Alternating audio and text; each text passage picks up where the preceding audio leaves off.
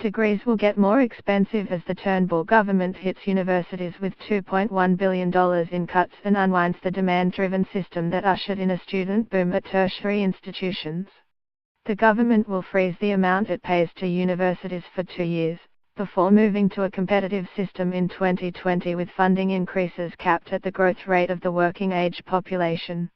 This would effectively remove the incentive for universities to enroll as many students as possible, a legacy of Labour's aim to boost the number of young people with a bachelor's degree to 40%.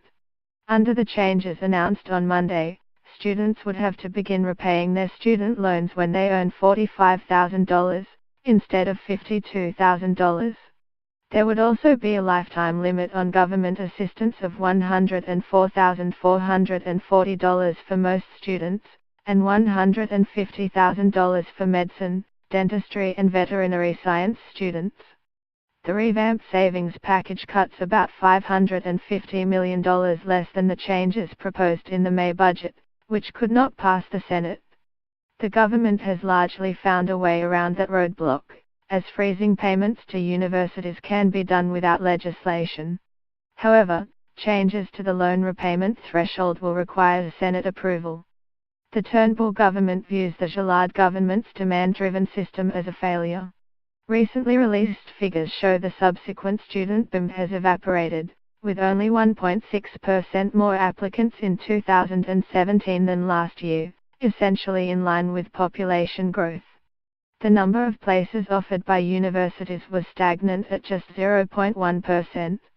The government also argues many of the universities making hay of the uncapped system have high dropout rates, with fewer than 50% of students finishing their degrees at institutions such as Central Queensland University, Charles Darwin University and the University of New England. From 2020, universities will be forced to compete for fundings by meeting performance targets. At the same time, funding growth for all universities will be capped at the growth rate of the working-age population. Plans to introduce a 2.5% efficiency dividend on universities, announced in the May budget, have been scrapped. Finance Minister Matthias Cormann said the plan reflected the government's desire to moderate the rate of funding growth for universities.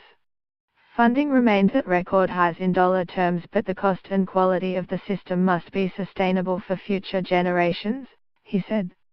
Senator Cormann said total Commonwealth funding for universities and students would grow by 11% 2021 if universities maintain their current enrollment patterns. More to come.